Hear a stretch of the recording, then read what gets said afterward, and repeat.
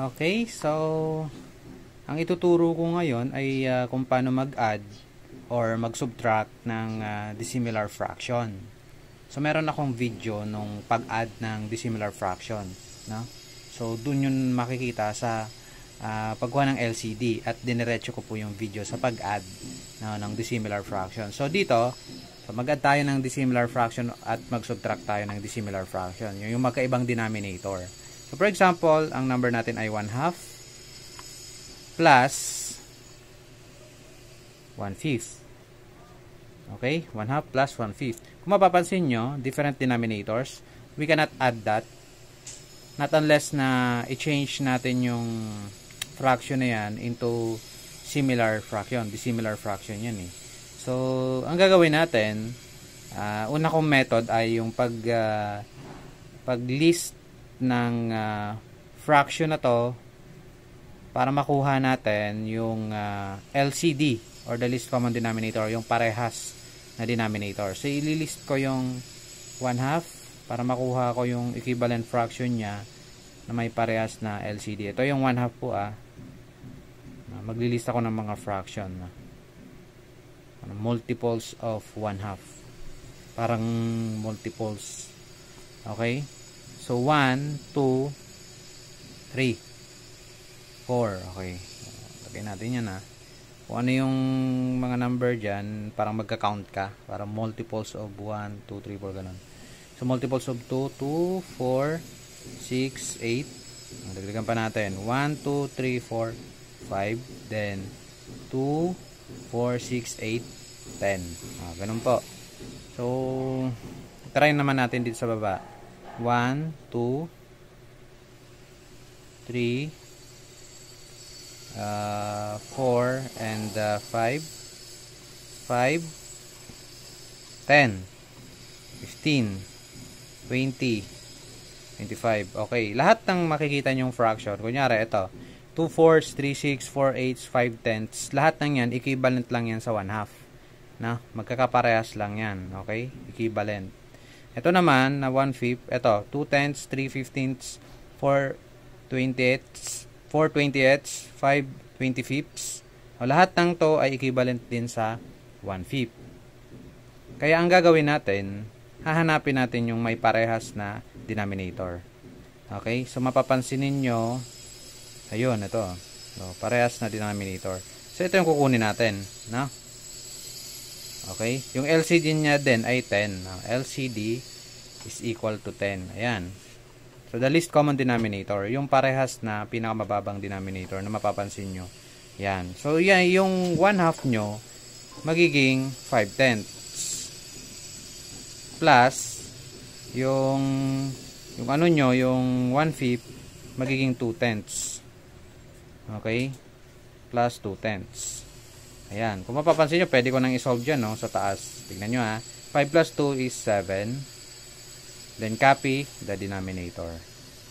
So, your answer is 7 tenths. So, ganun lang kadali, di ba? Okay. Let's continue. Ito naman ay ibang method. So, gagawin ko ay multiplication. Kanina, parang counting numbers, multiples. Okay? So, ilalagay ko yung 1/2 dito. Ilalagay ko naman yung 1/5 dito. Okay? So, ang gagawin ko, yung 1/2, i-multiply ko yan sa denominator ng second fraction. Tignan nyo Okay? Sa denominator nya. Ilalagay ko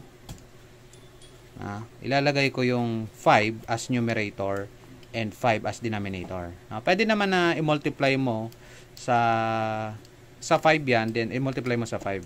Same result lang naman yun. So, 1 times 5 is 5. 2 times 5 is 10. Lagyan natin ng bar. So, yung 1/2, magiging 5 tenths. So, equivalent lang naman yan. Then, ito naman, para makuha mo yung parehas na denominator, or the common denominator, multiply mo yung 1/5 doon naman sa denominator nung first fraction. Okay? Tignan nyo, parang binaliktad lang. Babalikan natin. So, 2 over 2. Multiply natin. 1 times 2, numerator to numerator. that is 2. Then, 5 times 2 is 10. Kung mapapansin ninyo, parehas na yung denominator niya. Di ba? Yung LCD kanina na kinuha natin. So, same na siya. So, pwede mo na siyang i-add kagaya nung ginawa natin kanina. So, 1/2 will become 5/10. 1/5 will become 2/10. Okay? Then, 5 plus 2, numerator to numerator, that is 7. Then, just copy the denominator. Huwag nyong i-add yan yung denominator. Just copy it. Okay? Paalala lang itong method na to, nagagamit yan, lalong-lalo na kapag mga maliliit lang yung number. No? Kasi pag malakihan ng number, magmumultiply kayo ng napakalaki. Diba? So, mas maigi na kapag pag malalaking number, i-lowest term nyo na muna. No? Bago kayo mag-add. O kaya naman, mag-add na kayo. No? Kung dissimilar, di kunin nyo yung yung least common denominator. Pwede nyo gamitin yung method na tinuro ko dun sa isang video. No? Para makuha nyo yung naka-lowest term na. Okay? So, paalala lang po So, pwede nyo gamitin to na pangalawang method ko na to at yung unang method. Okay? Sana po na intindihan nyo. Okay po. Sunod naman natin yung subtraction. Subtraction ng dissimilar fraction. So, for example, ang number natin ay 1/2 pa rin minus 1/5. Kung mapapansin nyo, bakit po ganyan?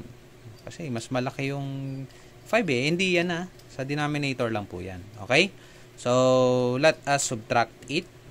Siyempre, gagawin pa rin natin yung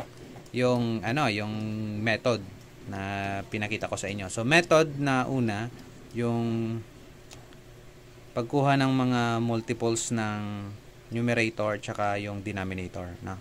So, ito munang method na to. So, lagay ko 2, 3, 1, 2, 3. Para kang nagka-count. Multiples ng 1. Multiples ng 2. 2, 4, 6. Tuloy natin dito 1, 2, 3, 4, then 5. 2, 4, 6, 8, and 10. So, pwede mong i-continue yan. Nasa sa inyo po yon hanggat makuha nyo yung LCD nya or yung may common denominator na fraction. Ilista ko din yung 1/5. Tapos, mag-count ako para sa numerator, yung multiples ng 1 doon. Ganun din. 1, 2, then dito. 5, 10. Okay. So, titigil na ako dyan Kanina kasi tinuloy-tuloy ko pa. Okay. So, titigil na ako dyan kasi nakita ko na meron na siyang common. Common. Okay. Common yung denominator niya, which is similar na siya. Parehas na. Diba? So, sulat ko dito 2. 2 yan. 2/10. 5/10. 1/2 yan 1/2. So, ilagay mo dito 5/10. Okay? Yan po yung 1/2. Ito yan. 1/2. Tapos yung 1/5, lagay natin yung symbol ng subtraction.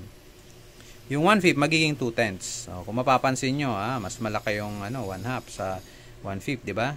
So, subtract nyo na. 5 minus 2, that is 3.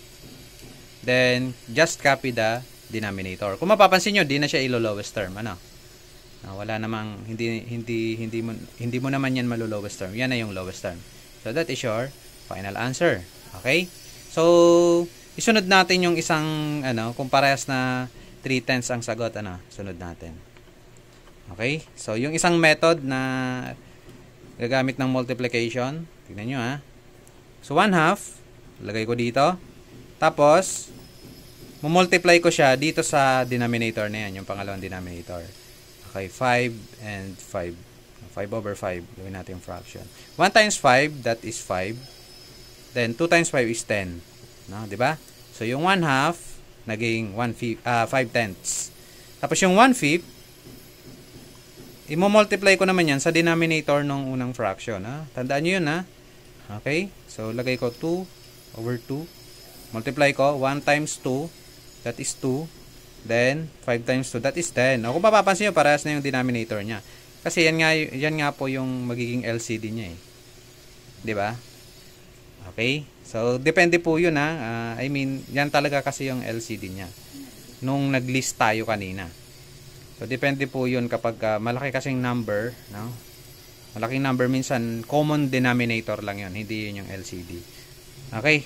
So, ilista na natin yung 1/2 magiging 5/10. So, 1/2 magiging 5/10. Ha? Then, yung 1/5 magiging 2/10. Ayan po. 2/10. Then, 5 minus 2, that is 3. Then, just copy the denominator. Okay. So, same lang po sa sagot kanina. Okay? So, tandaan nyo same lang po sila, pero magkaiba ng method. Yung kanina, listing method yun eh. No, yung ito naman, kalimitan, ginagamit naman ng ibang mga learner. No? Nakikita ko dun sa ginagawa nila. Gumagamit sila ng multiplication process. No? Para madali nilang makuha yung sagot. No? Okay, yung iba kasi ay makukuha nila yung sagot hindi pa naka-lowest term. So, ilo-lowest term pa nila yon.